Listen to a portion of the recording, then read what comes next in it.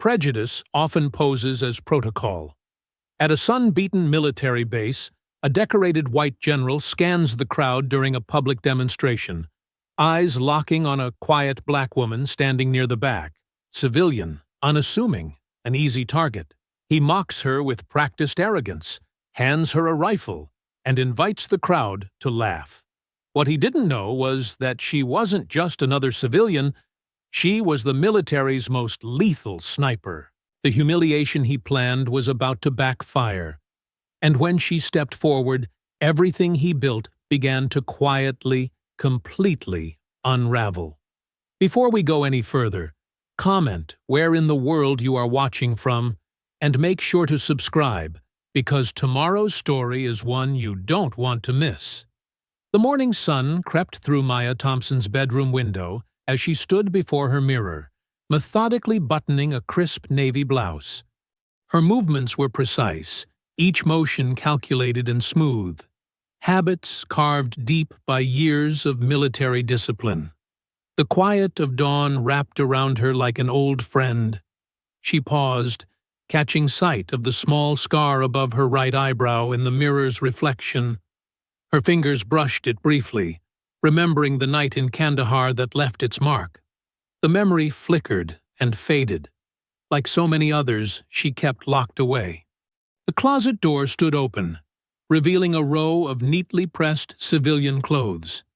Hidden behind them, wrapped carefully in cloth, lay her old service rifle.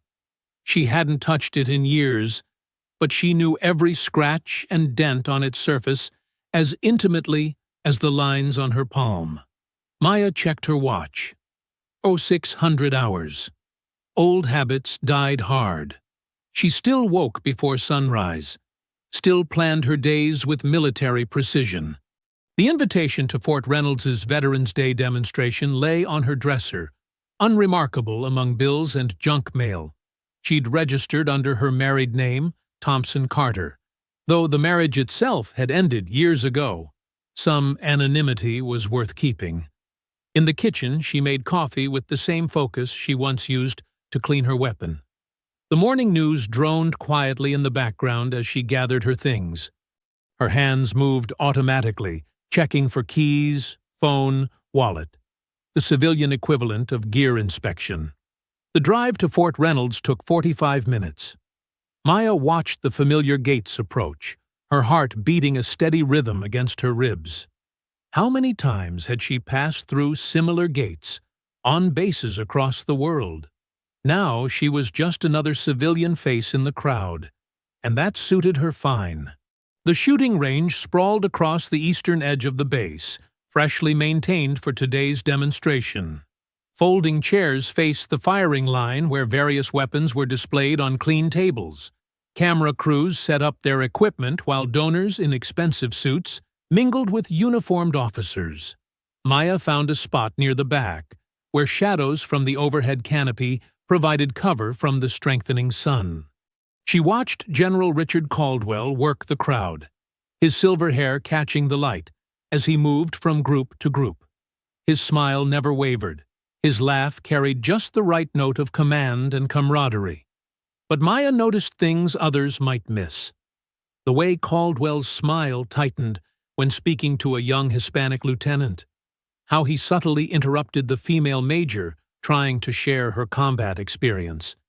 The slight edge in his voice when addressing the black sergeant manning the equipment table. "Ladies and gentlemen," Caldwell's voice boomed across the range.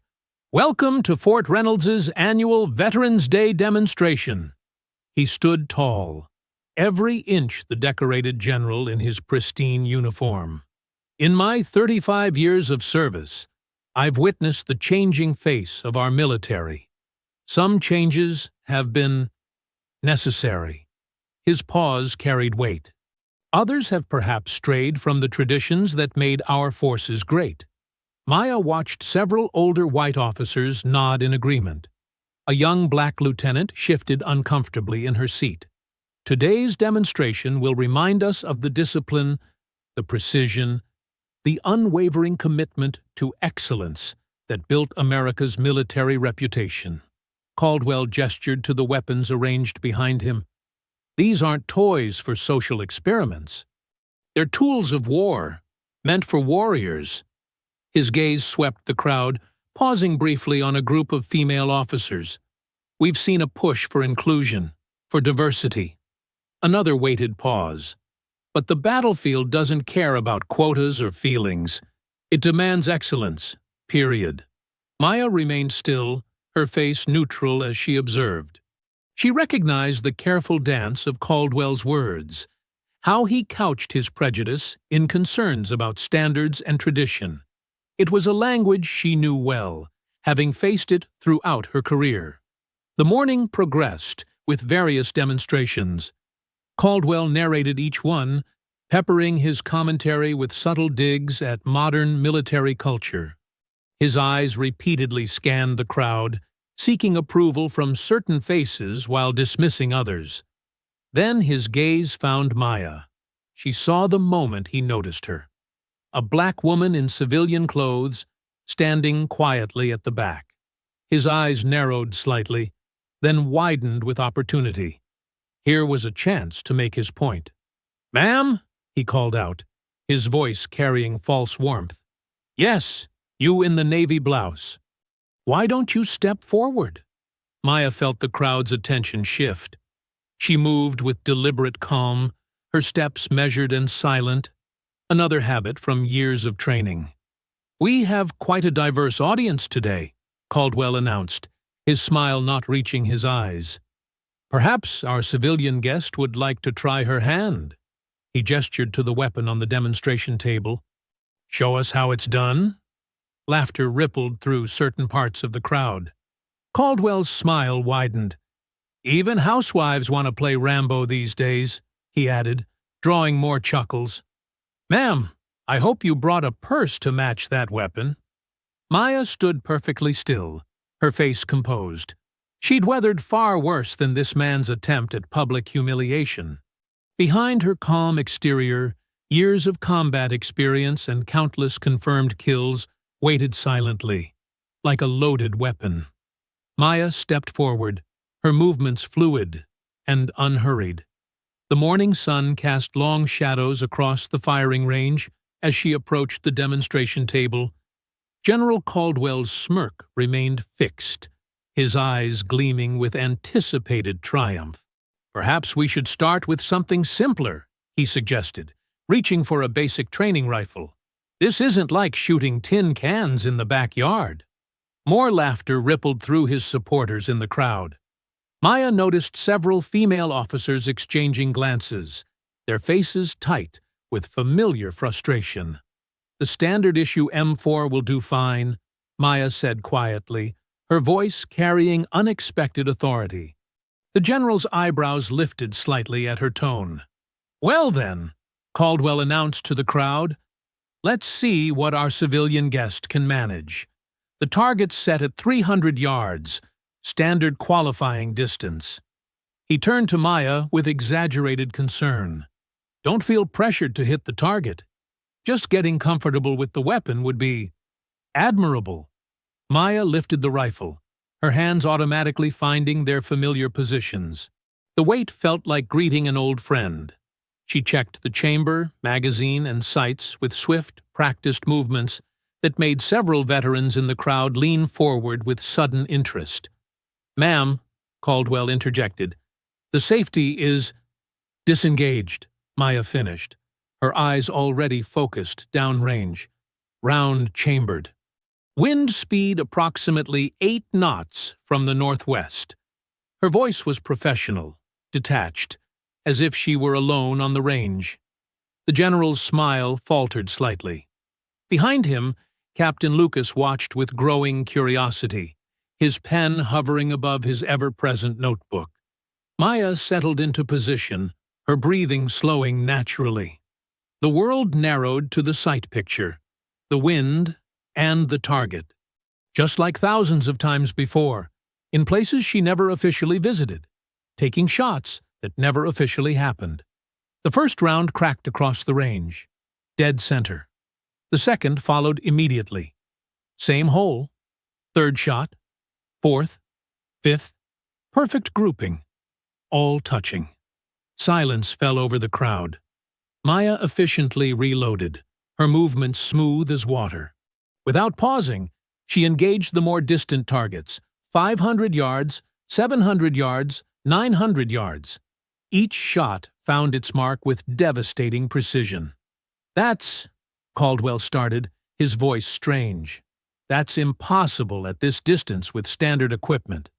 Maya continued firing, her expression unchanged. Each impact echoed her calm confidence, each bullet drilling through the exact center of increasingly difficult targets. She wasn't just shooting, she was conducting a masterclass in precision marksmanship. The crowd had gone from amused to stunned. Veterans nudged each other, whispering. Several pulled out phones, recording the demonstration. A retired sergeant major in the front row slowly removed his hat, recognition dawning on his weathered face. "Whoa," someone muttered. "That's not luck. That's—" Maya finished the final round, engaged the safety, and efficiently cleared the weapon. The entire sequence had taken less than 3 minutes.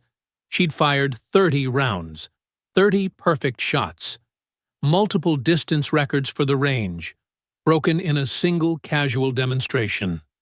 "Thank you for the opportunity, General," Maya said quietly, stepping back from the firing line. Her voice carried clearly in the shocked silence. Caldwell's face had drained of color. He stared at the distant targets, then at Maya, his jaw working silently. The crowd's murmurs grew louder as range officers reported back the scoring. Perfect accuracy at distances that should have been impossible with standard gear. "Who?" Caldwell started, then caught himself. "That is, what's your background with firearms, Ms. Thompson?" Maya supplied calmly. "And I learned on the job." Recognition flickered across several faces in the crowd. A young reporter fumbled with her phone, frantically typing.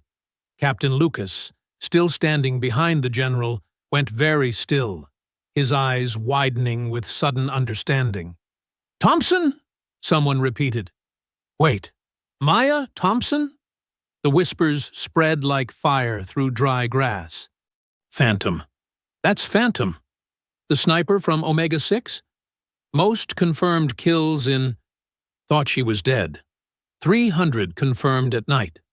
Caldwell's face shifted through several emotions. Disbelief, recognition, and finally, something darker. His hands clenched briefly at his sides before he forced them to relax. "Well," he managed, his voice tight. "Quite a surprise.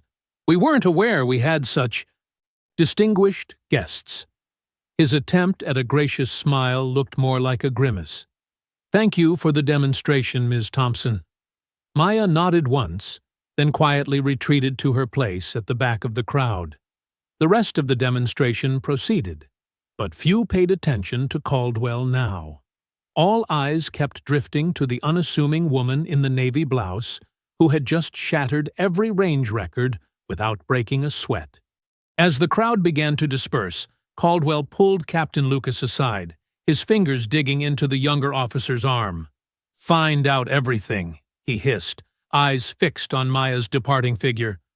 Her current status, her clearances, her missions, everything, especially anything classified or redacted. "I want to know why she's here and what game she's playing." "Yes, sir," Lucas replied, watching Maya disappear into the parking lot.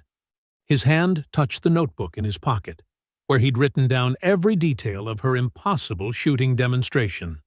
General Caldwell sat in his dimly lit office, a glass of bourbon untouched on his desk.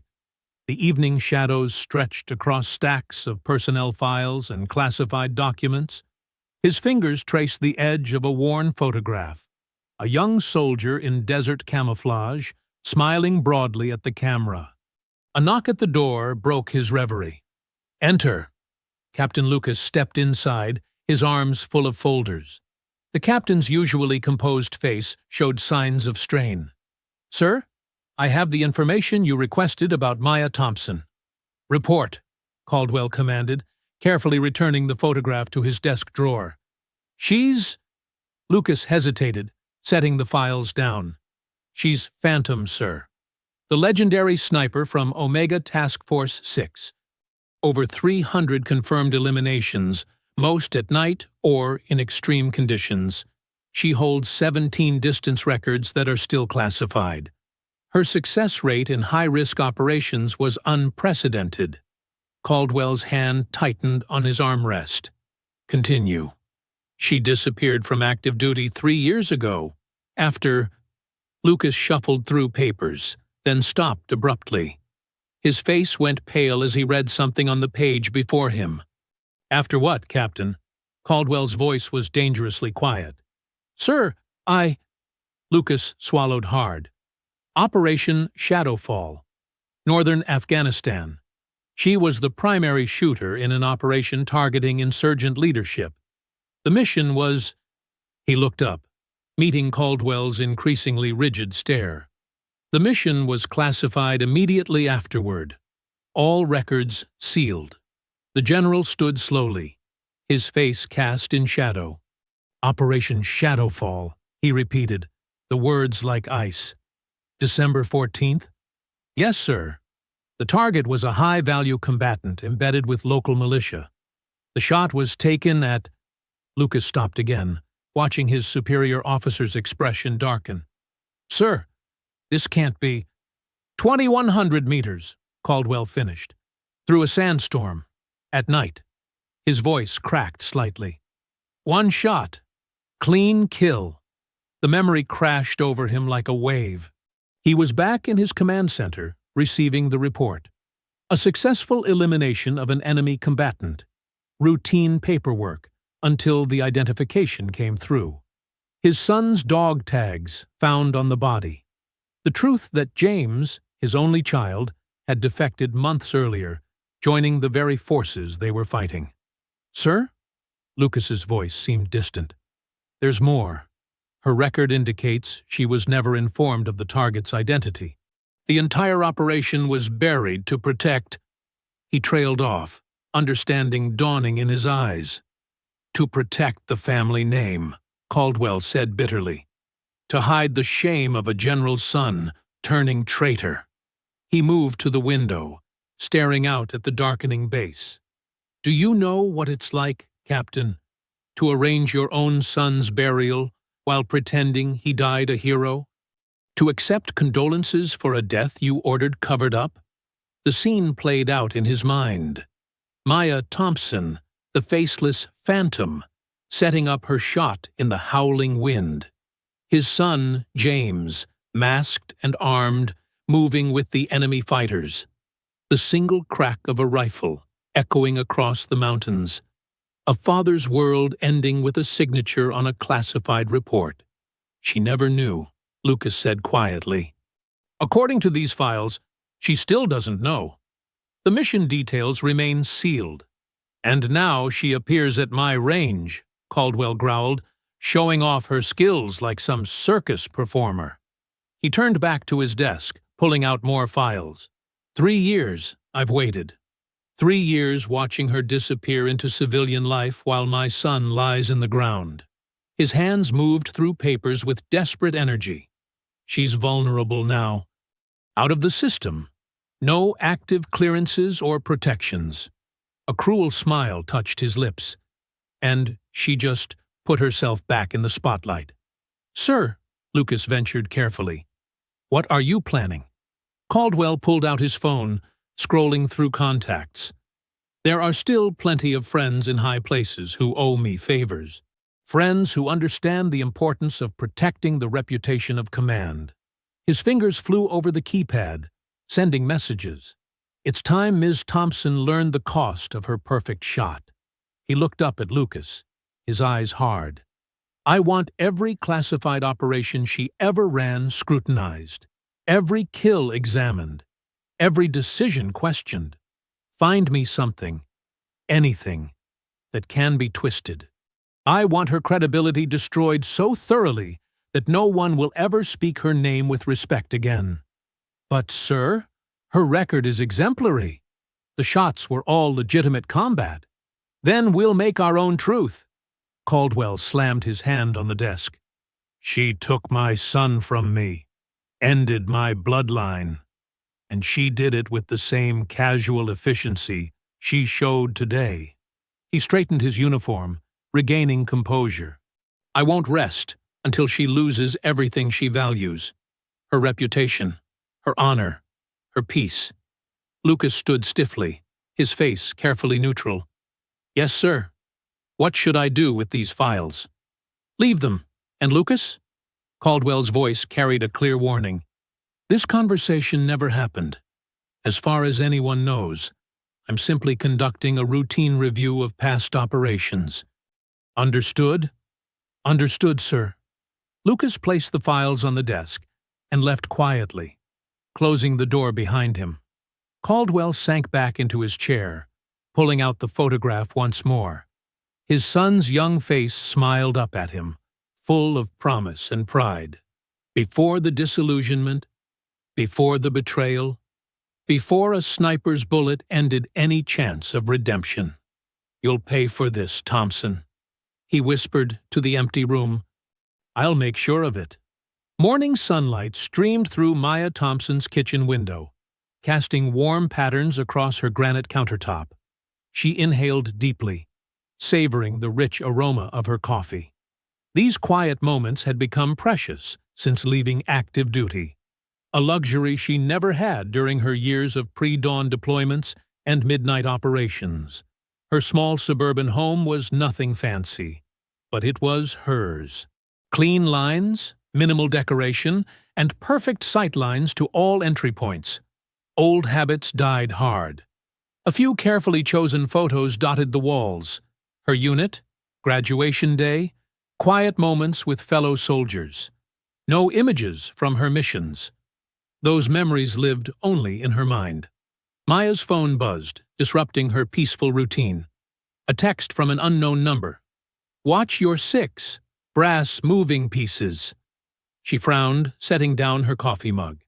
The message bore the hallmarks of her old intelligence network. Brief, coded, urgent. Another buzz. Caldwell pulling files, all of them. Her jaw tightened. The shooting range incident had clearly rattled the general more than she'd thought. Maya had hoped to slip back into anonymity after the demonstration, but clearly that wasn't happening.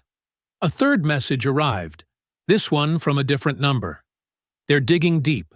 Afghanistan. All sealed ops. Be ready. Maya's hand trembled slightly as she set the phone down. Afghanistan. The word alone brought back a flood of sensations. The weight of her rifle, the bite of mountain wind, the absolute focus required for impossible shots. She'd been the best, and that had come with a price. Every mission, every trigger pull, carried consequences she'd learned to live with. But something about Caldwell's sudden interest in her past set off warning bells.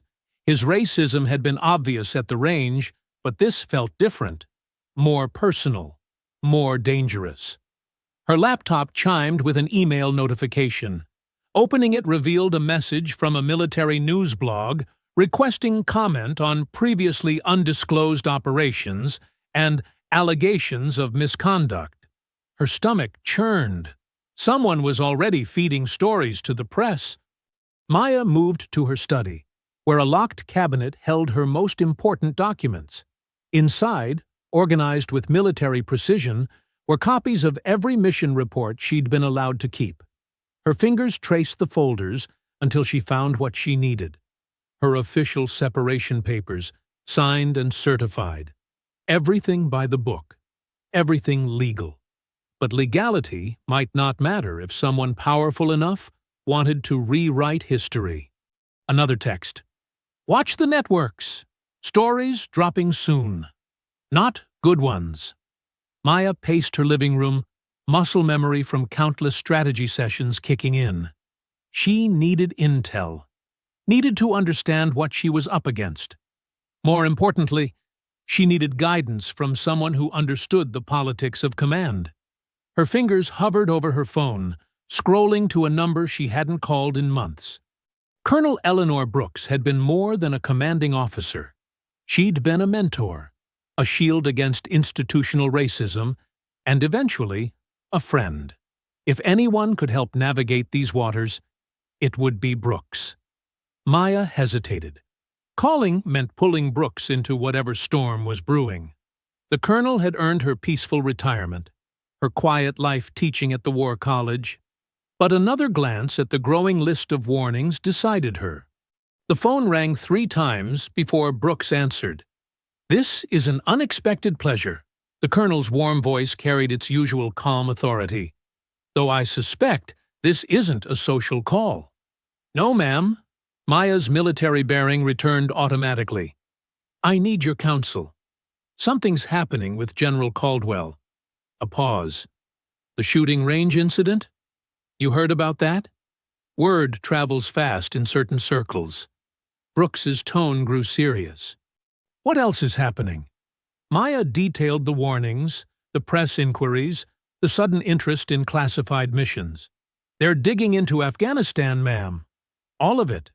"I was afraid of this," Brooks sighed.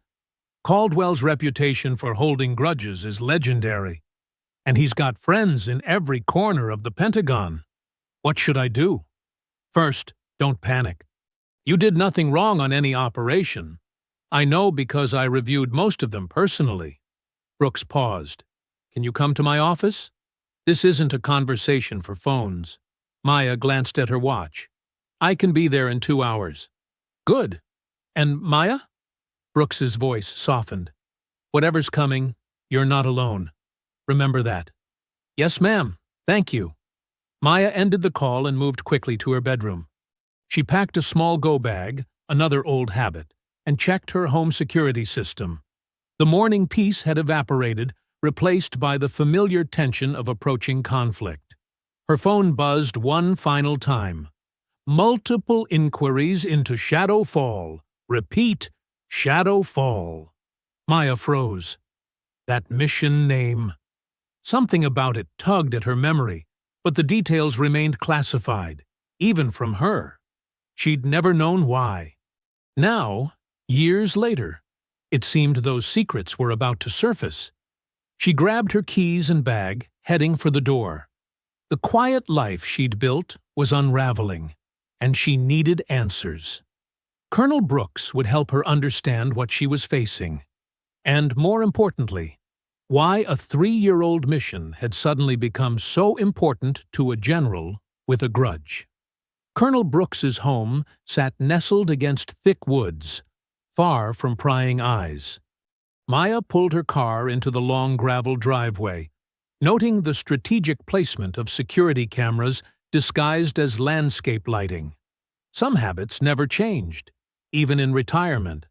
The colonial-style house looked warm and inviting, but Maya's trained eye caught the reinforced windows and steel core door. Brooks answered her knock, wearing casual clothes, a far cry from her usual pressed uniform, but her bearing remained unmistakably military. "Come in quickly," Brooks ushered her inside. "I've swept for devices this morning. We're clean."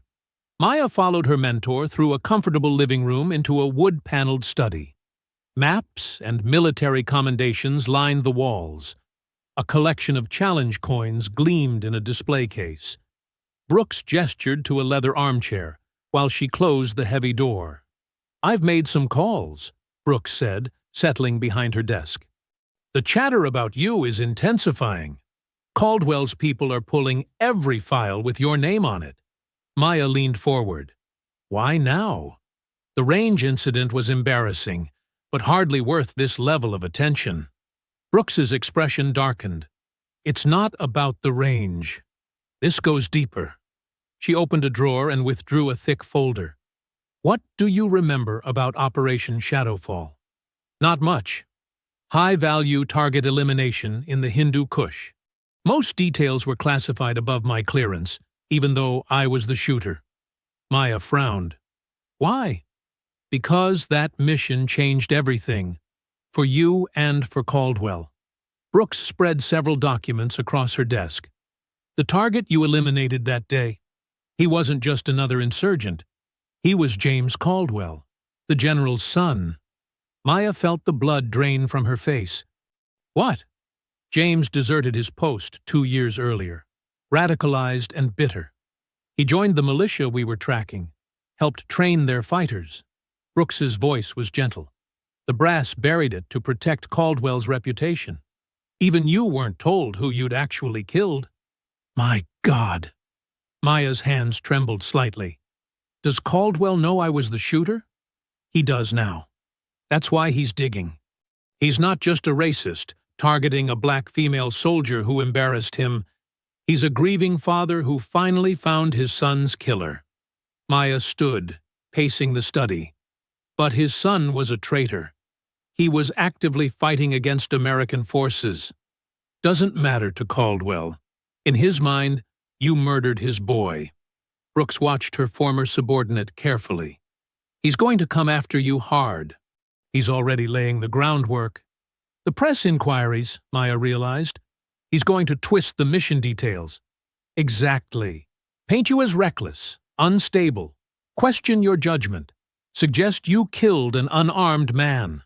Brooks grimaced. He's got enough rank to make it stick, unless we can prove otherwise. Do we have proof? The real mission files? Some. I kept copies of key documents, against regulations. Brooks patted the folder. But Caldwell has more resources, more connections. She was cut off by Maya's phone buzzing urgently. Then Brooks's phone chimed. Then her landline rang. Maya grabbed her phone first, opening a news alert.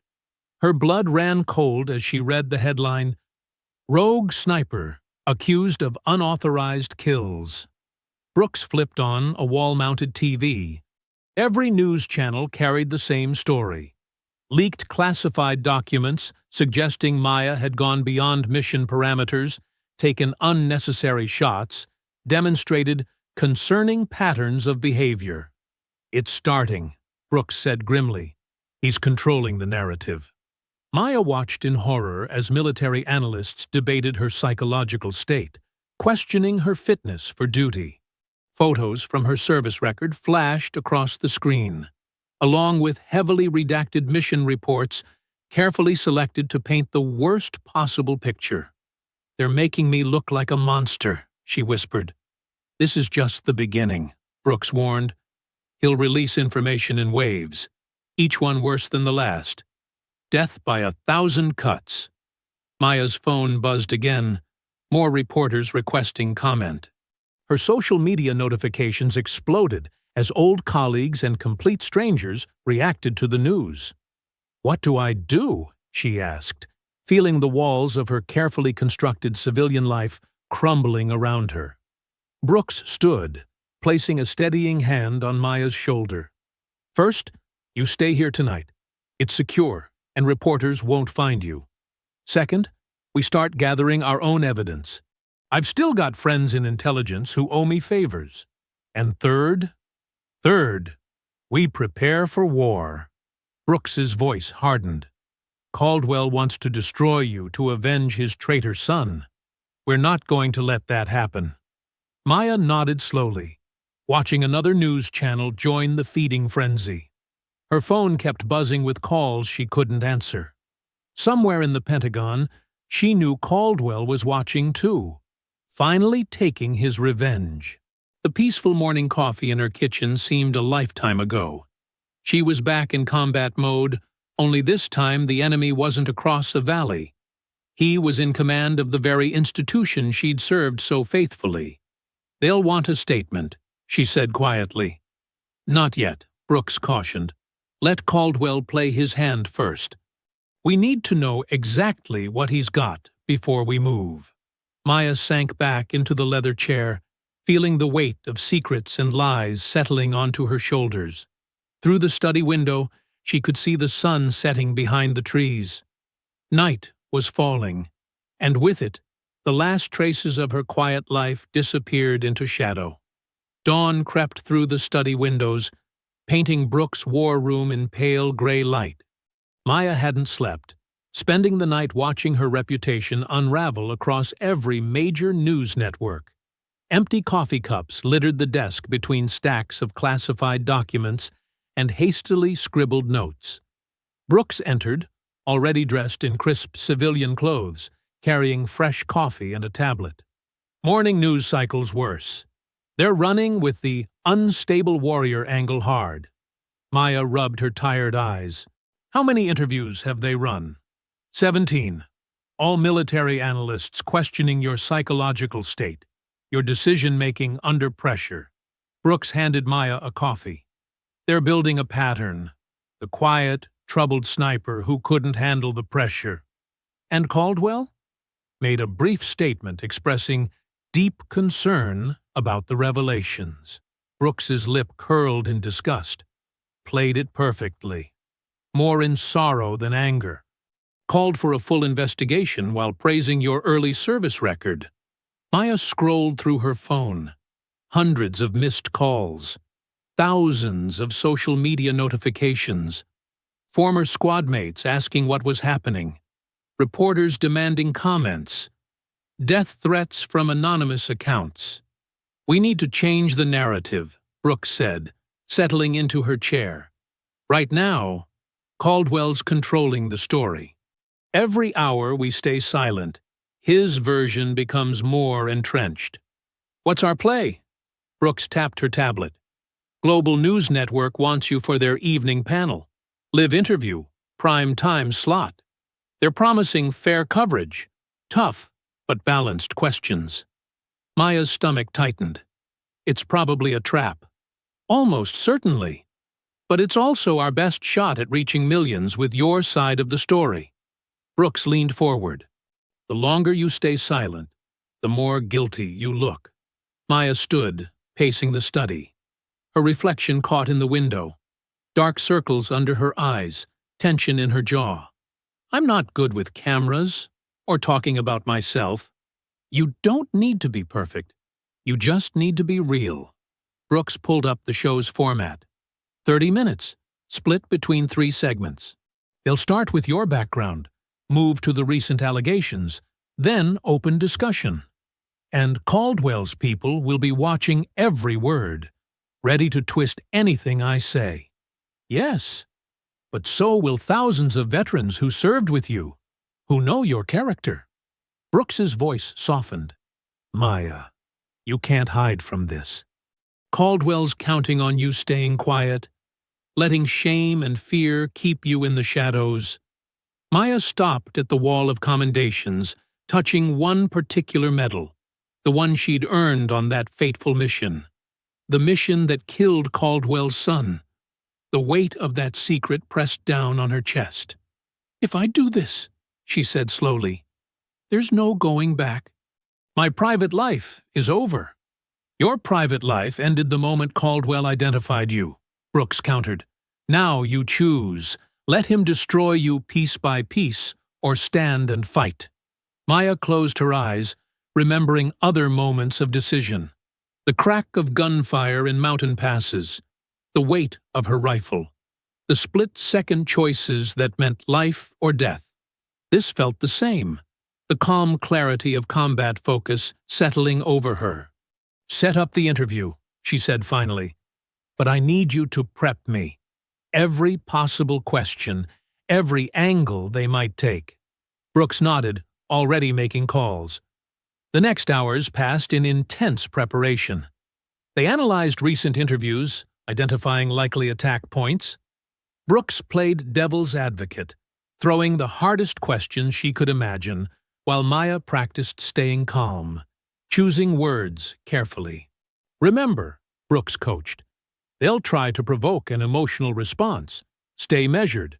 Let your record speak for itself. If they push about specific missions, cite classification protocols.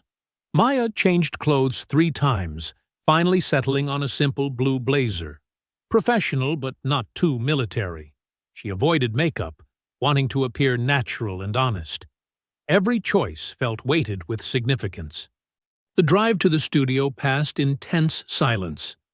Maya watched the city scroll past, remembering easier days when she was just another veteran trying to build a quiet life. Now, camera crews waited outside her apartment. Online forums dissected her every past mission. Old wounds she'd thought long healed began to throb. The studio entrance was crowded with reporters. Maya kept her head high as Brooks guided her through the gauntlet of shouted questions and flashing cameras. Inside, producers whispered and pointed. Makeup artists hovered nervously, unsure how to approach her. In the green room, Maya caught fragments of the current segment. Military experts analyzing her psychological evaluations, speculating about PTSD and combat stress. Her hands wanted to shake. She made them still. 5 minutes, a producer announced, not quite meeting her eyes. Brooks squeezed her shoulder. Remember who you are. Remember what's true. Maya nodded, touching the small medallion in her pocket, a gift from her first commanding officer. Stay focused. Stay calm. Just like any other mission. But as she followed the floor director toward the studio, she spotted familiar faces in the production booth. Former military public affairs officers now working in media. Caldwell's network, positioned perfectly to shape the narrative. The trap was set, just as she'd expected. Now she had to walk into it willingly, trusting her training and her truth to see her through. The studio lights blazed hot as Maya settled into the interview chair. 3 panelists faced her: a retired colonel, a military psychologist, and a defense policy expert. Their expressions ranged from skeptical to openly hostile. The host, Angela Chen, adjusted her earpiece. We're live in 5, 4, 3. Maya focused on her breathing, just as she would before taking a shot. The red recording light blinked on. Good evening. Tonight, we examine shocking allegations about decorated Army sniper Maya Thompson. Joining us is Thompson herself, breaking her silence on claims of reckless conduct and psychological instability during classified operations. Angela turned to Maya, her smile sharp. Ms. Thompson, how do you respond to reports questioning your mental fitness during active duty? Maya met her gaze steadily. I appreciate the question, Angela. My service record includes 27 psychological evaluations over 8 years. All cleared me for duty. Those records are available to appropriate authorities. The retired colonel, Matthews, leaned forward. Sources suggest multiple incidents of unauthorized engagement without proper clearance. Care to explain? I'm afraid those mission details remain classified, Maya replied evenly. What I can say is that every shot I took was authorized through proper channels and documented thoroughly. Convenient to hide behind classification, the psychologist Dr. Warner said. But your behavior since leaving service, isolation, avoiding public appearances, suggests classic trauma response patterns. Maya allowed a small smile. Or perhaps it suggests someone who values privacy and quiet. Not everyone needs a spotlight, Doctor. The defense expert, Harrison, shuffled papers. We have accounts from unnamed sources describing erratic behavior, mood swings. Unnamed sources, Maya interrupted quietly. Like the ones claiming I failed weapons qualifications? Those records are public. Anyone can verify my scores were consistently top tier. Angela jumped in.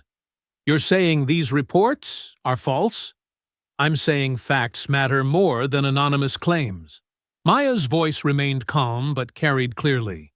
My record shows 8 years of exemplary service, over 200 successful missions, 47 commendations, 0 disciplinary actions. Doctor, Warner pressed harder. Decorated soldiers can still suffer mental breaks. The pressure of your role was intense, Maya finished. Like thousands of other service members, I dealt with that pressure through training, discipline, and support from my unit. I never fired a shot I wasn't prepared to justify. The camera caught Maya's steady gaze, her composed demeanor contrasting sharply with the increasingly frustrated panel. Viewers noticed. Social media began lighting up. In his home study, Caldwell watched the interview with growing rage. He had expected Maya to appear defensive, unstable. Instead, she was systematically dismantling every attack with quiet confidence. Back in the studio, Matthews tried a new angle. Your sudden public reappearance at Fort Reynolds. Was that a calculated move? I was invited as a civilian guest, Maya said. I didn't intend to shoot that day. When challenged, I demonstrated the skills I was trained to use, nothing more. Yet you chose to humiliate a decorated general. I chose to show respect by performing to the best of my ability, Maya corrected. Would doing less have shown proper respect for the uniform? The question hung in the air. Online comments exploded with support. Your supporters claim these allegations are racially motivated, Angela said carefully. Your response? Maya paused, considering. I prefer to be judged by my actions and my record. Those speak clearly enough.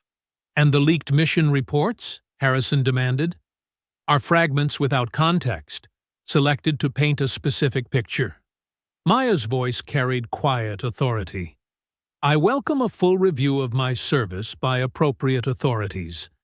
Every shot, every decision, every order followed. Dr. Warner tried one last time. Your isolation since leaving service was a personal choice to live quietly and serve my community in other ways, Maya said. Until recent events forced me to defend my reputation, I was content out of the spotlight. I still am. The host glanced at her tablet, clearly seeing the overwhelming viewer response. We're almost out of time. Any final statement? Maya looked directly into the camera. I served with honor. I followed my training. I did my duty. Those aren't just words to me. They're the foundation of every choice I made in uniform. I'm proud of my service, and I stand by my record. The red light blinked off. In the sudden quiet, even the hostile panelists looked somewhat chastened. The producer's voice crackled through Angela's earpiece. Viewer numbers were breaking records. Maya stood, politely thanking the host. As she left the studio, her phone buzzed constantly with messages of support. Veterans groups were sharing her service photos. Military forums dissected her calm responses. Social media exploded with clips of her measured takedown of each accusation. In his study, Caldwell hurled his whiskey glass against the wall. The interview had backfired spectacularly. Instead of appearing unstable, Maya had shown herself to be everything he wasn't: controlled, professional, and unshakable under fire. Brooks waited by the car, grinning. You just gained about 1 million supporters. Twitter's going crazy. Maya exhaled slowly, the tension finally leaving her shoulders. I just told the truth. Sometimes that's the most powerful weapon of all. Brooks showed her the trending hashtags. Is Stand with Maya and Phantom Speaks leading the charts. The tide had turned. But Maya knew better than to celebrate yet. Caldwell would be planning his next move, and it would be desperate. General Caldwell paced his office, tie loosened, collar unbuttoned. The late-night Pentagon corridors outside were empty. His computer screen showed endless social media posts supporting Maya, each one stoking his fury. To hell with her, he muttered, running shaking hands through his silver hair. He jabbed the intercom. Lucas, get in here. Captain Lucas entered, looking exhausted. Dark circles ringed his eyes from hours of damage control. Sir, the interview footage. I saw it. Caldwell slammed his fist on the desk. She played it perfectly. Too perfectly. He pulled up his private email, fingers stabbing at keys. Remember that contractor group I mentioned? The ones specializing in digital manipulation? Lucas shifted uncomfortably. Sir, that's extremely risky. What's risky is letting that woman destroy everything I've built. Caldwell's voice cracked with desperation. My reputation, my legacy, all of it hinges on discrediting her before she digs deeper. He opened an encrypted file containing classified helmet cam footage from Maya's missions. We have the raw material right here. All we need is the right adjustments. General, fabricating evidence is exactly what we need. Caldwell's eyes had a dangerous gleam. The public loves her now? Let's see how they feel when they watch her gun down an innocent teenager. His fingers flew across the keyboard, sending the footage to an anonymous email address. Our friends will handle the technical side. The story writes itself. Stressed soldier snaps, mistakes civilian for combatant, covers it up. Lucas watched his commander's descent into obsession with growing unease. The general had barely slept since Maya's TV appearance, consumed by plots for revenge. Timeline? Lucas asked quietly. Hours. They're very good. Caldwell pulled up a news contact list. When it hits, we leak it simultaneously to multiple outlets. Maximum exposure. No time for fact-checking. The damage will be done before anyone can verify authenticity. In a dark room across the city, tech experts began their work. Original footage showed Maya taking down an armed insurgent. Frame by frame, they altered the weapon into a schoolbook. Combat gear transformed into civilian clothes. Adult features softened into teenage innocence. Audio engineers modified gunfire and combat chatter into peaceful street sounds, punctuated by a child's scream. Background elements shifted. Marketplace replacing military compound, peaceful morning replacing firefight. Caldwell received the finished product at 3 a.m. His hands trembled as he watched. The quality was flawless. Every pixel crafted to destroy Maya Thompson's life. Beautiful, he whispered, hitting send on pre-written press releases. Dawn broke over the city. Maya woke to her phone exploding with notifications. The video had gone viral overnight, shared millions of times with horrified comments. Breaking. Shocking footage shows decorated sniper killing unarmed teen. War crime cover-up exposed. Thompson's dark secret. Military investigating execution of civilian by elite soldier. Maya watched in stunned silence as her world collapsed. The footage looked real, every detail designed to convince. Her social media flooded with hate messages and death threats. Brooks called, voice urgent. Maya, turn on the news. Now! Every channel showed the same images. Her in combat gear, the supposed teenager walking peacefully, the shot, the fall. Expert after expert discussed video authenticity. Former supporters denounced her. Protesters gathered outside her home. It's fake, Maya said numbly. That mission. The target was armed, confirmed hostile. I know, Brooks replied. But disproving a perfect deepfake takes time. Time you don't have right now. Maya's security system chimed. Cameras showed people approaching her house, some carrying signs, others looking far more threatening. Get out of there, Brooks ordered. Use the back exit plan we discussed. Come to my place. It's secure and off the grid. Maya grabbed her pre-packed emergency bag, muscle memory from combat training taking over. Through her window, she saw more vehicles arriving. Media vans mixed with angry civilians. She slipped out through her garage's concealed door, just as the first rocks hit her windows. The hidden path through her neighbor's yard led to a service alley where an unmarked car waited. Her phone buzzed constantly with calls from reporters, death threats, old colleagues demanding explanations. She turned it off. The car wound through back roads, avoiding main streets where someone might recognize her. Maya sat silent, mind racing through options. The video was technically perfect, but there had to be proof of tampering. Brooks's house sat isolated in dense woods, protected by serious security. Maya found her mentor waiting at the reinforced door. I have calls out to every digital forensics expert I know, Brooks said, ushering her inside. We'll prove it's fake, but right now, you need to disappear. Maya moved through the familiar safe house on autopilot, stowing her gear in the designated room. Through bulletproof windows, she watched the sun rise on a world that once again saw her as a monster.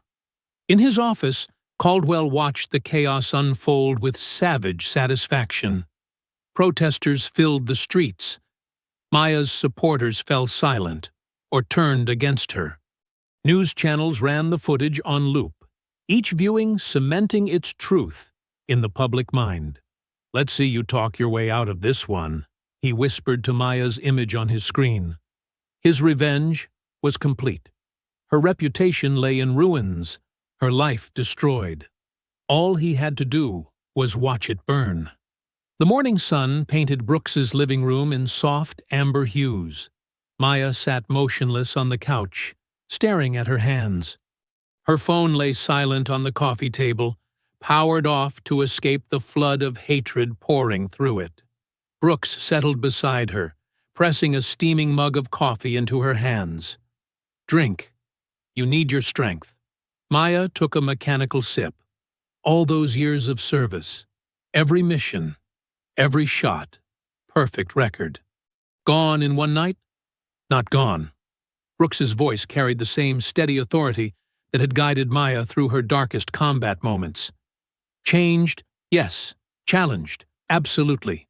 But not gone. Maya set down the untouched coffee. "You saw the video. They'll believe what they see. People believe what they're told to believe." Brooks leaned forward, her eyes intense. "That's why we need to show them the truth. The real footage exists. In the most secure military archive facility in Virginia." Maya gave a bitter laugh. "Might as well be on the moon." Brooks pulled out a worn leather notebook, opening it to reveal detailed facility schematics. "Fort Marshall's Digital Archives. I helped design their security protocols before retirement." Maya's sniper training kicked in automatically, analyzing entry points, guard rotations, blind spots. Even with inside knowledge, it's practically impossible to access without clearance. Practically. Brooks smiled. "But you're not just anyone. You're Phantom." The nickname sparked something in Maya's chest. Not pride, but purpose. She stood, pacing the room as her tactical mind engaged. The footage would be in the classified operations wing. Biometric locks, armed guards, motion sensors, and a fatal flaw. Brooks flipped pages, revealing more detailed notes. The backup power system. Once every 3 months, they run a diagnostic that forces a temporary reboot of all security systems, including the biometric locks. Maya stopped pacing. "When?" "Tomorrow night, 0200 hours. Systems down for exactly 7 minutes while generators cycle." 7 minutes? Maya's voice was thoughtful. "That's barely enough time to get in and out." "No." Brooks stood, her expression grave. "But it's enough time to access the central server and create a remote backdoor. One that would let us retrieve the footage later, undetected." Maya studied the schematics with new intensity. Guards still maintain physical security during power transitions. "We'd need a distraction." "Already arranged." Brooks pulled out her phone, showing a series of text messages.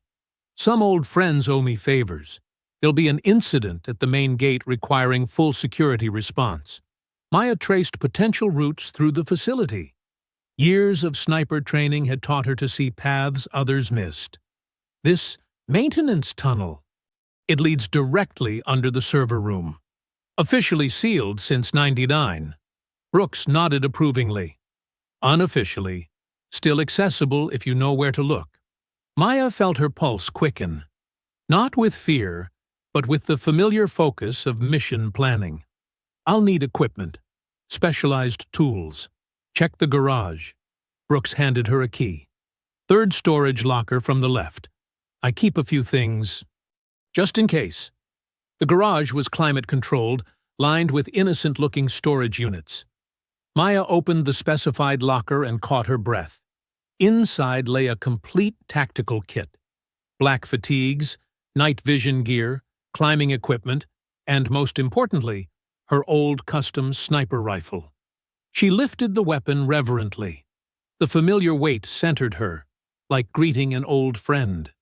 Every scratch and wear mark told a story of missions accomplished, lives saved, duty done. "I had it maintained," Brooks said from the doorway. "Just needed oil and a new scope." Maya ran practiced hands over the rifle, checking every component. "This is beyond risky. If we're caught, if we do nothing, Caldwell wins." Brooks's voice hardened. "He's counting on you hiding, on you breaking." "Are you broken, soldier?" "No, ma'am." The response was automatic, but Maya felt its truth deep in her bones. "Then gear up. We have 12 hours to plan and prepare." Maya laid out the equipment with methodical precision, each piece checked, cleaned, and arranged in exact mission order. The familiar ritual steadied her nerves, focused her mind. Brooks spread detailed blueprints across a workbench. "Entry point here. You'll have 90 seconds to cross this exposed section." They worked through the plan step by step, contingency by contingency. Maya's muscle memory awakened as she practiced the specific movements needed, scaling walls, bypassing locks, navigating tight spaces.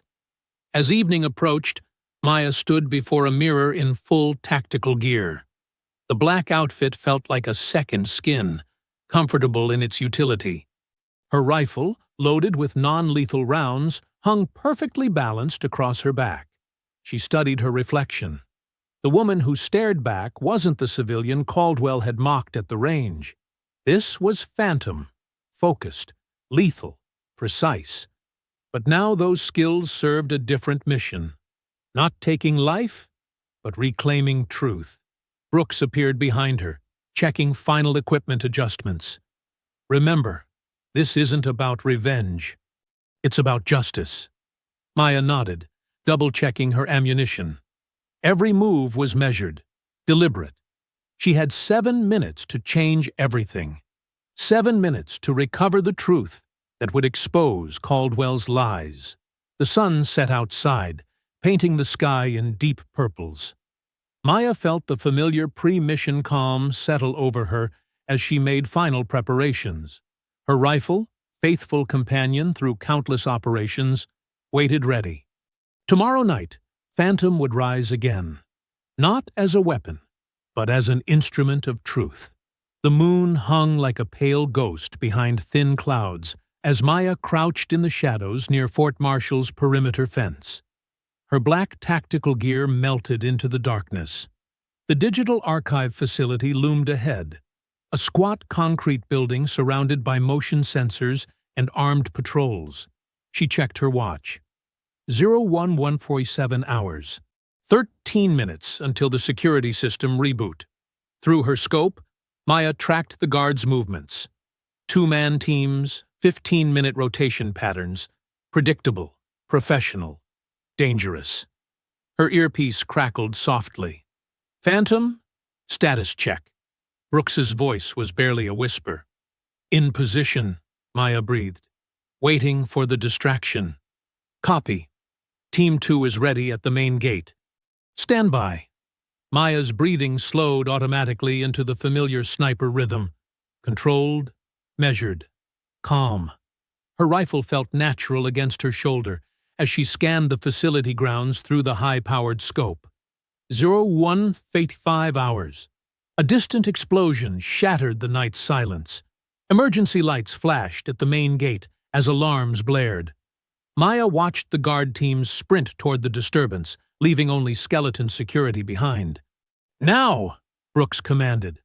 Maya moved like a shadow, crossing the open ground in quick, controlled bursts. The maintenance tunnel entrance was exactly where Brooks's intel indicated, hidden behind overgrown bushes, its rusted lock no match for her specialized tools. The tunnel air was thick with dust and decay. Maya activated her night vision goggles, revealing a narrow concrete passage stretching into darkness. Water dripped somewhere ahead, marking time like a broken metronome. She moved silently, years of training evident in every careful step. The tunnel curved gradually upward, leading beneath the main building. Her mental map tracked each turn, counting down the distance to the server room above. A sudden voice echoed from ahead. Maya froze, becoming one with the shadows. Heavy footsteps approached, a security sweep. She could hear keys jingling, radio static crackling. The guard passed within arm's reach, flashlight beams sweeping the tunnel walls.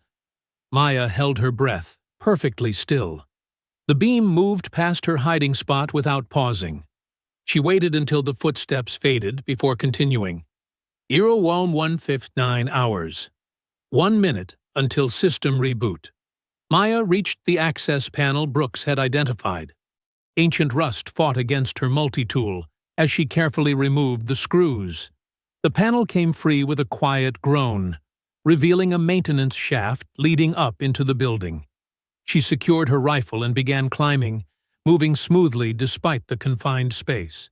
Each handhold was tested before bearing weight. Any sound could trigger the motion sensors until the reboot began. 200 hours. Right on schedule, the facility's lights flickered and died. Emergency systems hummed to life, casting red shadows through ventilation grates. Maya heard the distinctive click of security doors disengaging as backup power initiated its diagnostic cycle. 7 minutes. The countdown began. She emerged from the shaft into a utility closet, immediately orienting herself. The server room was 2 corridors away. She eased the door open, scanning for threats. A guard's radio squawked nearby. Maya pulled back as footsteps approached. 2 guards hurried past, discussing the gate explosion. She slipped into the hallway behind them, moving in their blind spot. The server room door loomed ahead. Heavy steel, biometric lock temporarily disabled by the power transition. Maya reached for the handle. "Hey! You there!" A guard emerged from a side passage, weapon raised. Maya moved instantly, closing the distance before he could fire. Her hands struck precise pressure points: throat, solar plexus, knee. The guard crumpled silently. She dragged him into a storage alcove, securing him with flex cuffs. His radio crackled with concerned voices, asking for status reports. 4 minutes remaining. The server room opened smoothly, its sophisticated security reduced to simple mechanical locks by the power diagnostic. Banks of computers hummed in the red emergency lighting. Maya moved quickly to the central terminal, plugging in the specialized drive Brooks had provided. Lines of code scrolled across the screen as the program created its hidden backdoor. Maya's fingers flew across the keyboard, following the exact sequence Brooks had drilled into her memory. Heavy boots thundered in the hallway. The guard's missed check-in had been noticed.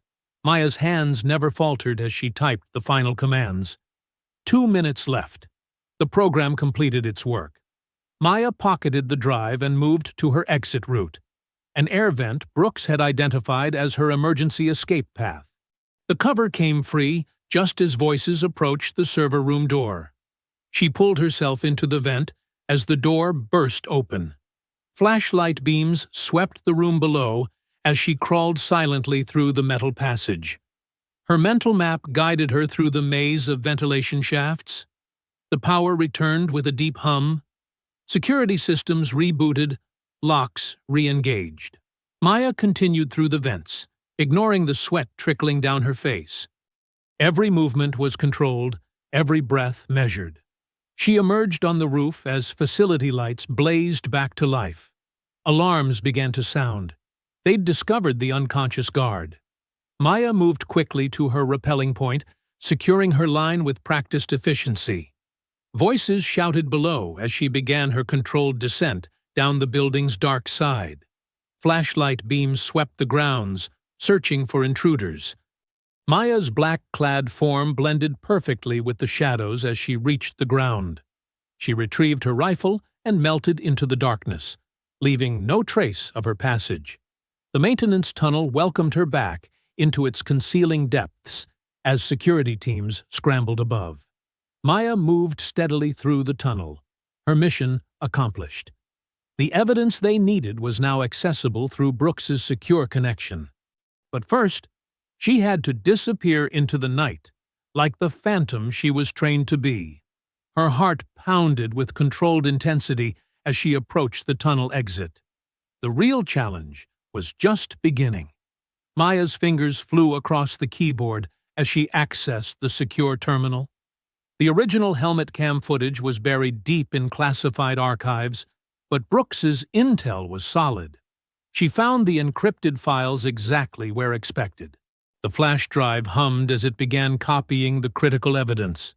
Maya's eyes darted between the progress bar and the door, every muscle tense. 47% complete. Her pulse quickened as voices echoed from the corridor. Suddenly, klaxons blared throughout the facility. Red warning lights strobed across the server banks. Maya's jaw clenched. Someone had triggered a silent alarm. 73% complete. Heavy boots thundered down the hallway. She drew her sidearm, maintaining perfect stillness as she tracked the approaching sounds. The door burst open. Two men in tactical gear rushed in, weapons raised. Not regular security. Their movements were too precise, too practiced. Private contractors. Maya fired twice. The first round struck a knee, the second a shoulder. Both men went down with controlled precision. Disabled, but alive. She never killed unless absolutely necessary. 89% complete. More footsteps approached. Maya positioned herself behind a server bank, using its bulk as cover. 3 more contractors entered, moving in practiced formation. "Target is armed and dangerous," one whispered into his radio. "Engaging now." Maya waited until they spread out, then struck. Her first shot caught the leader in his gun hand. As he dropped his weapon, she rolled to a new position. The others opened fire, bullets sparking off servers. The drive beeped. Download complete. Maya grabbed it while returning fire. One contractor took a round to the thigh, collapsing with a grunt. The last man charged her position. She met him with fluid, hand-to-hand precision. Block, strike, sweep. He was good, but Maya was better. She redirected his momentum, sending him crashing into a rack of computers. A precise strike to the temple put him down. More contractors poured through the door. Maya took cover as bullets filled the air. She counted 6 distinct weapons. The server room became a storm of gunfire and ricochets. Moving like smoke, Maya used the server banks for concealment. Her shots were economic, deliberate. A kneecap here, a shoulder there. Each round found its mark with surgical accuracy. "She's picking us apart," someone shouted. "Fall back and regroup." Maya seized the moment, bursting from cover.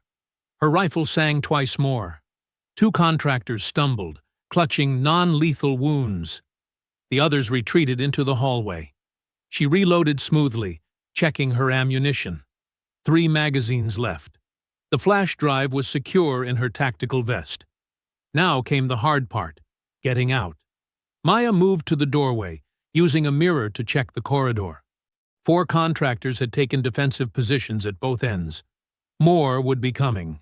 She pulled a flashbang from her belt. The device bounced perfectly around the corner. Maya turned away as it detonated with thunderous force. Disoriented shouts filled the hallway.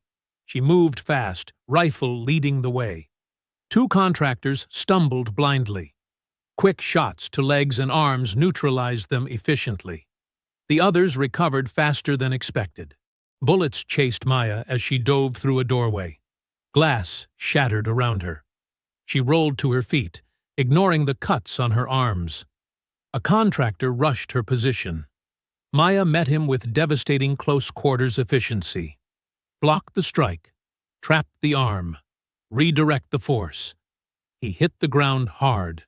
A precise kick ensured he stayed there. More gunfire forced her back. Maya's breathing remained steady as she assessed options. The main exit was certainly covered. She'd need an alternate route. Movement caught her eye. A contractor trying to flank her position. Maya's rifle cracked once. He fell, clutching his shoulder. She used the moment to sprint down a side corridor. Bullets sparked off walls around her. A round grazed her left arm, leaving a burning trail across skin. Maya ignored the pain, maintaining her pace. She rounded a corner and found two more contractors waiting. Time slowed as training took over. Maya's first shot struck a knee. Her second found a weapon hand. Both men collapsed as she vaulted over them. The exit was ahead, a maintenance door leading to her tunnel route. Maya reached it just as more contractors appeared behind her. She returned fire one-handed while working the door's lock. A bullet struck her tactical vest with stunning force. Another creased her thigh. The door finally opened. Maya tossed her last flashbang behind her as she moved through. The explosion bought precious seconds. She sprinted down the tunnel, injury forgotten in the surge of adrenaline. Gunfire echoed behind her, but the shots were wild, unsighted. Maya's night vision revealed the tunnel exit ahead. She could hear vehicles arriving above, reinforcements responding to the alarm. The flash drive felt heavy against her chest, its vital evidence secured. Blood trickled down her arm as she reached the exit. Multiple wounds made themselves known, but none were critical. Maya had accomplished her mission. Now she just had to disappear into the darkness beyond. Maya's legs trembled as she stumbled up Brooks' secluded driveway. The sky was turning pale gray, dawn approaching silently through the trees. Blood had soaked through her makeshift bandages, and every movement sent waves of pain through her battered body. Brooks was already waiting at the door, face tight with concern. She rushed forward to support Maya's weight, helping her inside. "I got it," Maya managed through gritted teeth, patting the flash drive secured in her vest. "Original footage. All of it."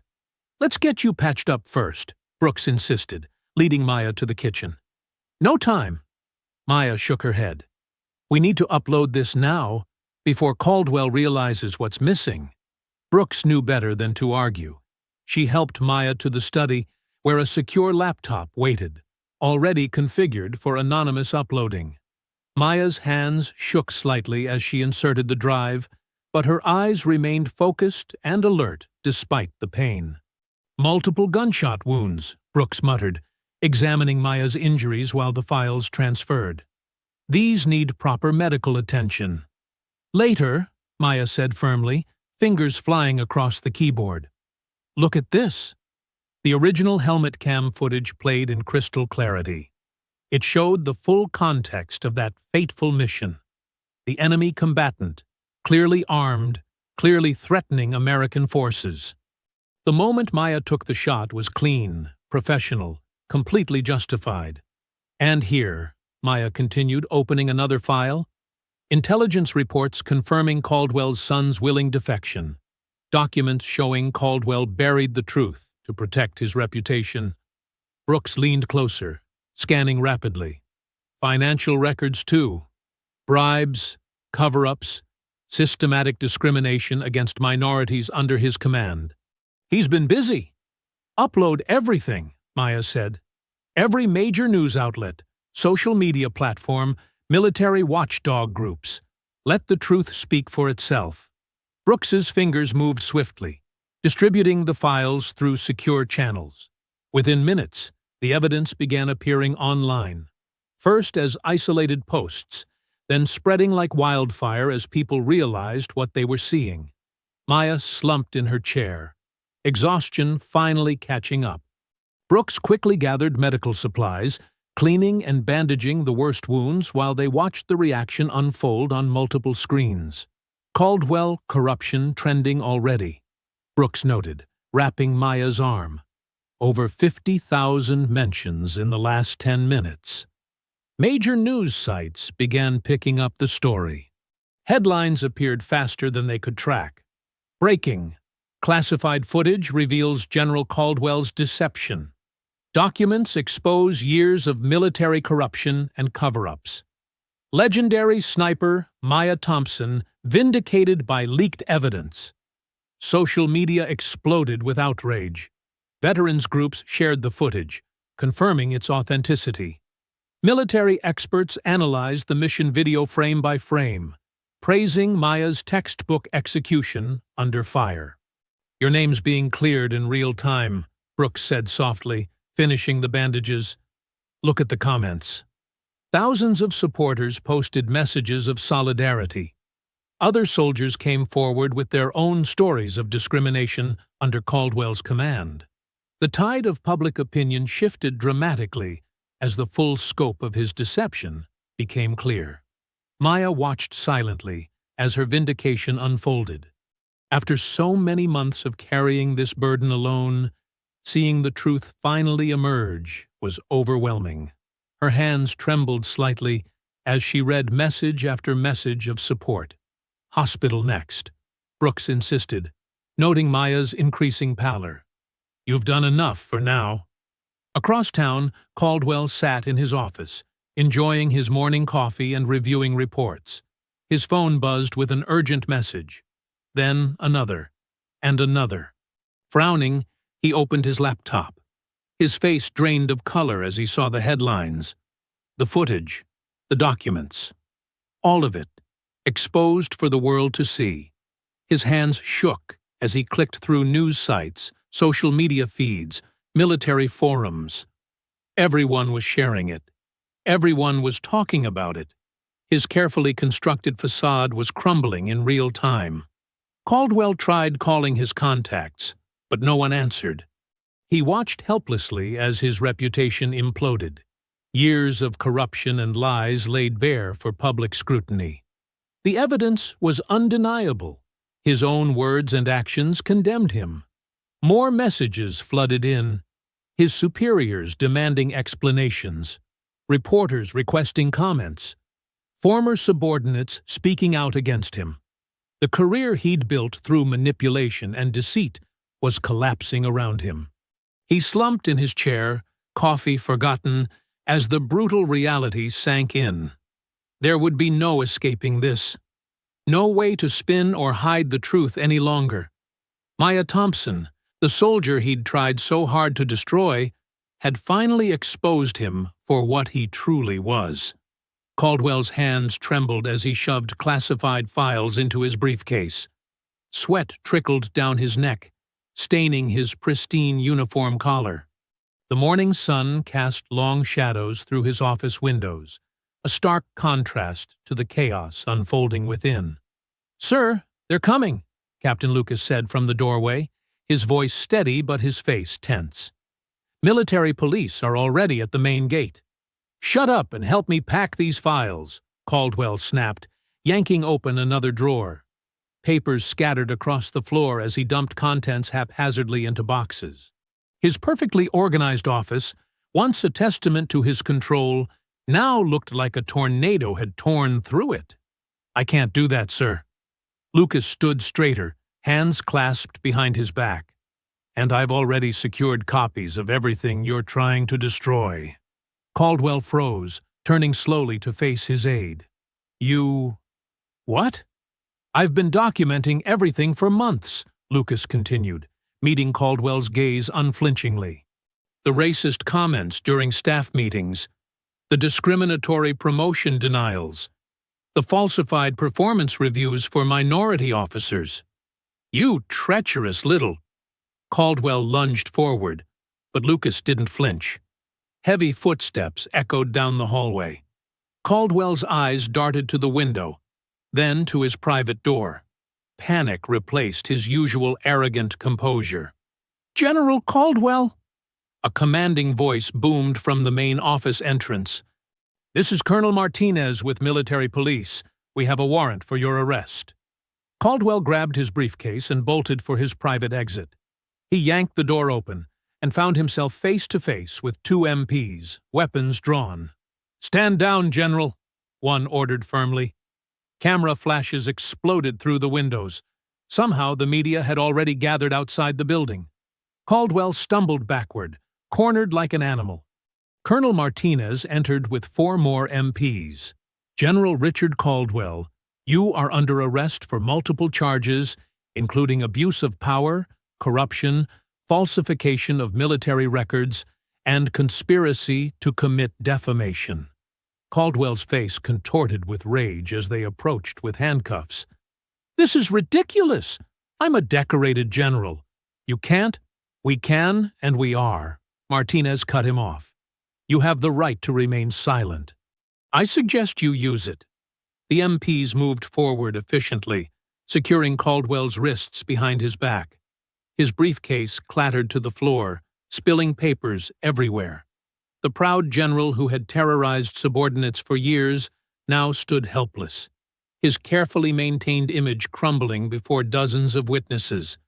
Outside, reporters pressed against security barriers, cameras rolling as the MPs led Caldwell through the building's main entrance. The morning sun felt harsh and exposing, like a spotlight on his shame. "General Caldwell, is it true you covered up your son's defection? Did you orchestrate the smear campaign against Maya Thompson?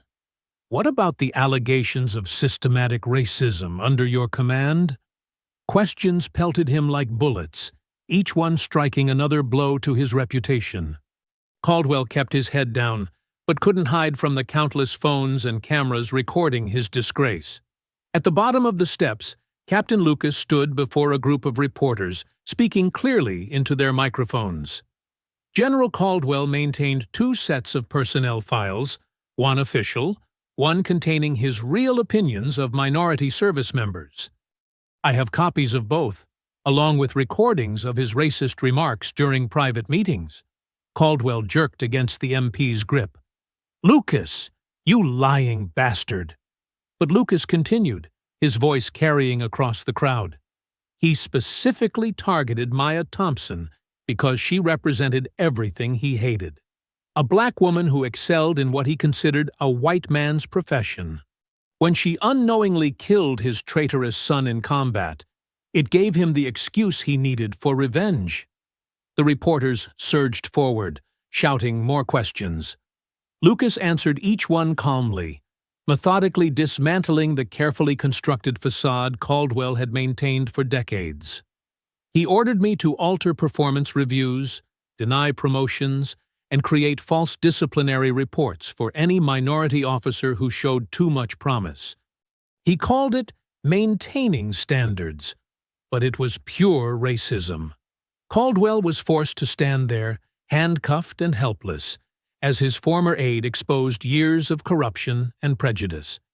His face flushed deep red, veins pulsing in his neck as he watched his legacy dissolve. "Get him in the vehicle," Martinez ordered, noting Caldwell's increasing agitation. The MPs guided him toward the waiting military police car. Caldwell caught his reflection in the window, his medals gleaming meaninglessly on his chest, his shoulders slumped in defeat, his face twisted with impotent rage. More military vehicles arrived, filled with investigators coming to secure evidence. Caldwell watched through the car window as they entered his office building, knowing they would find even more proof of his crimes.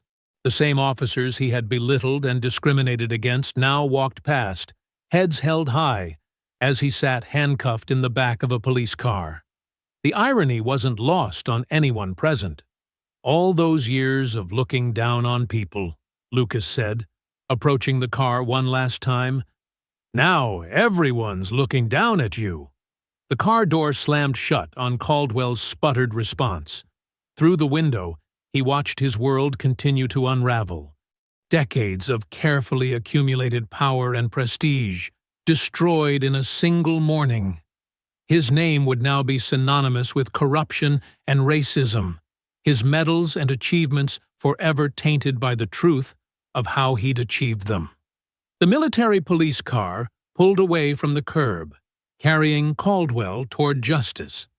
The crowd's cameras followed until he disappeared around the corner, documenting every second of his final, humiliating exit from Fort Reynolds. The military tribunal room hummed with tense anticipation.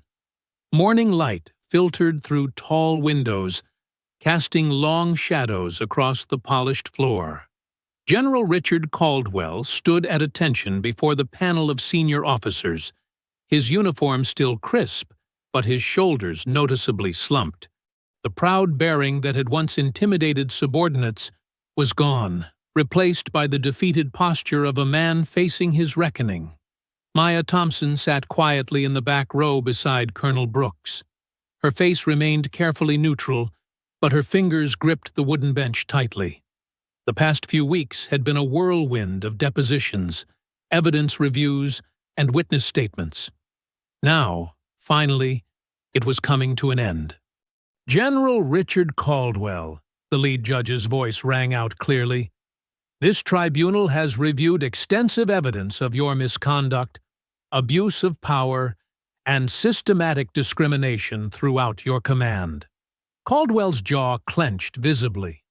The man who once commanded rooms with his presence now looked small and old under the harsh fluorescent lights. "The evidence presented is overwhelming and deeply disturbing," the judge continued. "Testimony from multiple officers has revealed a pattern of racist behavior spanning decades. You manipulated performance reviews, blocked promotions, and created hostile environments for minority service members under your command." Maya's mind flashed back to countless subtle dismissals, lost paperwork, and undermined achievements she'd witnessed during her service. Each incident had seemed isolated at the time, but now the pattern was clear to everyone. Furthermore, the judge's tone hardened, your attempt to destroy the reputation of Maya Thompson through falsified evidence and manufactured scandal represents a grotesque abuse of power. You exploited military resources and violated multiple regulations in your vendetta against her. Brooks reached over and squeezed Maya's hand briefly. They both remembered the dark days when the doctored video had threatened to destroy everything Maya had worked for. Your actions have not only damaged individual careers, but have undermined the very principles of merit and equality that our modern military strives to uphold, the judge declared. The fact that you used your son's death as justification for targeting Ms. Thompson while concealing his willing defection to enemy forces demonstrates a disturbing level of personal corruption. Caldwell's face flushed red. Several rows ahead, Captain Lucas sat straight-backed, his testimony having provided crucial evidence of Caldwell's schemes. "This tribunal finds you guilty of all charges," the judge announced. "You are hereby stripped of your rank and all military honors. Your retirement benefits are revoked. You will serve 10 years in military prison, followed by 5 years of supervised release." A murmur rippled through the courtroom. Caldwell swayed slightly but remained standing. "Furthermore," the judge continued, "your name will be removed from all honorary plaques and installations. Your official record will reflect the true nature of your service, not as a decorated leader, but as someone who betrayed the core values of this institution." 2 MPs stepped forward as an officer approached Caldwell. With mechanical precision, they began removing the medals and insignia from his uniform. Each metallic clink echoed in the silent room as decorations dropped into a waiting box. Maya watched without satisfaction or triumph. She felt only a deep, quiet relief. Not for herself, but for every service member who would no longer face Caldwell's discrimination and abuse. "Do you have any final statement before sentencing is carried out?" the judge asked. Caldwell's voice came out hoarse but bitter.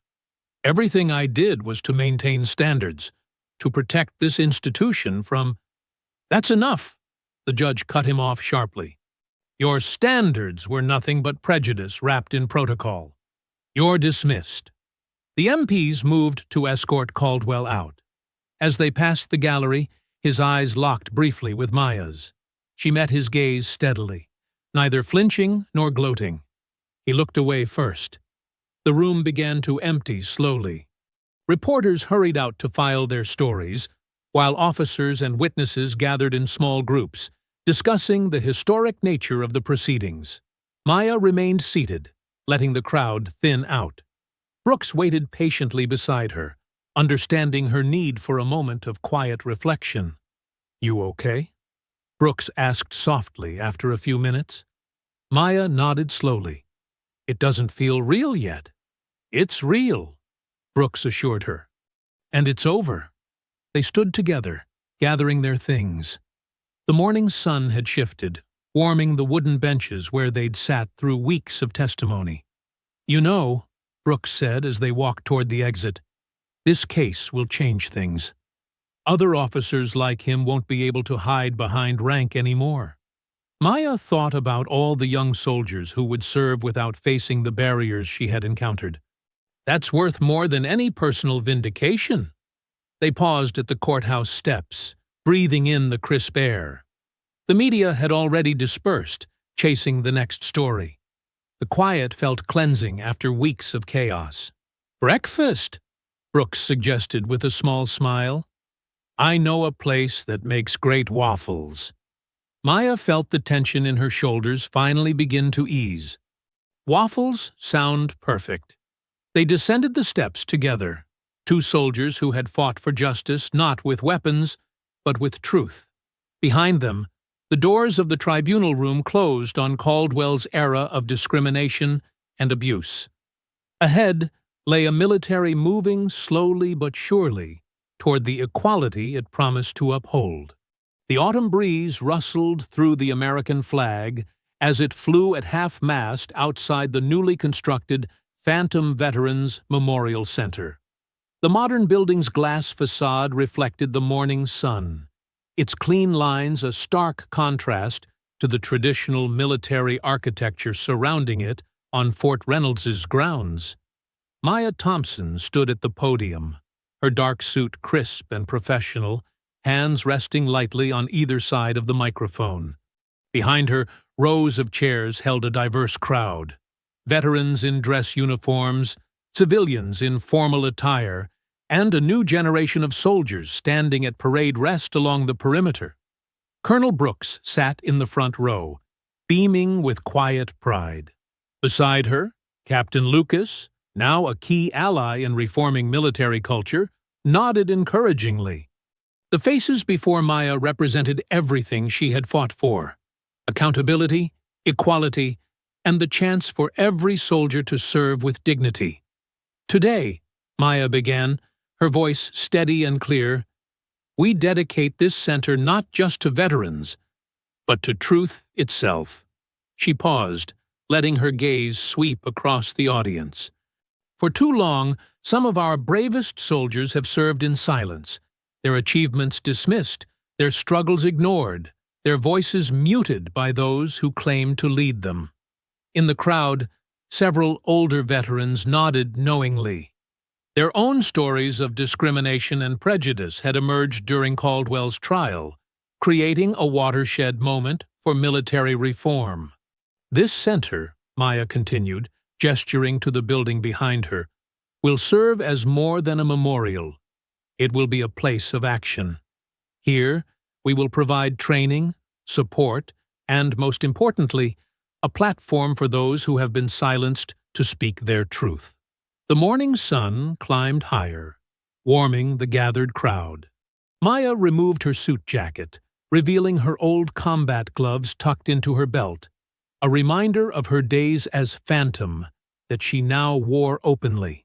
"When I first joined the service," she said, her voice taking on a more personal tone, "I believed that excellence would be enough, that if I became the best, the most accurate, the most disciplined, the most dedicated, it would overcome any prejudice." A sad smile crossed her face.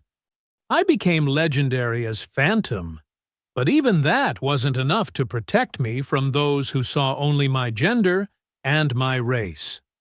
Murmurs of agreement rippled through the audience. Many had followed Maya's story closely in the media, watching as she transformed from a wronged soldier into a symbol of resistance against institutional discrimination. But today isn't about dwelling on past injustices. Maya straightened her shoulders. It's about ensuring those injustices stop here. This center will offer advanced tactical training, especially in marksmanship and stealth operations. But more than that, it will teach something no amount of range time can provide: the courage to stand up for what's right, even when standing alone. She pulled her combat gloves from her belt, holding them up for all to see. These gloves have seen more battles than I care to count. They've steadied my aim in sandstorms and snowstorms. They've helped me save lives, and yes, sometimes take them. But their greatest service came when they helped me grip the truth and refuse to let go. The audience sat in rapt attention as Maya described the center's programs: mentorship for minority service members, legal support for those facing discrimination, and advanced combat training open to all who qualified, regardless of background. "We name this place Phantom," she explained, "not because of my old call sign, but because phantoms have a way of refusing to stay buried. The truth is like that. You can try to hide it, but it will always find its way into the light." As Maya concluded her speech, the audience rose in a standing ovation. Veterans with decades of service wiped tears from their eyes. Young recruits stood straighter, inspired by the possibility of serving in a military that truly valued all its members. The formal ribbon-cutting followed, with Maya and Brooks together wielding the ceremonial scissors. As photographers captured the moment, Maya couldn't help but notice a small figure hovering at the edge of the crowd. A young black girl, maybe 12 years old, watching the proceedings with undisguised admiration.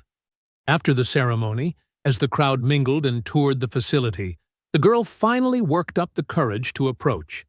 She wore a simple blue dress, her hair in neat braids, and her eyes shone with determination. "Ms. Thompson," her voice was barely above a whisper, I want to learn to shoot like you. Is it true you're teaching classes here?" Maya knelt down to the girl's level, studying her earnest face. "What's your name?" "Jasmine," the girl replied, standing a little straighter. "Well, Jasmine," Maya smiled, reaching for her combat gloves. "The junior marksmanship program starts next month. But first," she held out the well-worn gloves. "These might be a little big for you now, but you'll grow into them." Jasmine's eyes widened as she carefully took the gloves, handling them like precious artifacts. "Really? But these are yours." "They were," Maya nodded. "Now they're yours. Sometimes we all need a little help holding steady while we find our aim." I hope you enjoyed that story. Please share it with your friends and subscribe so that you do not miss out on the next one. In the meantime, I have handpicked 2 stories for you that I think you will enjoy. Have a great day.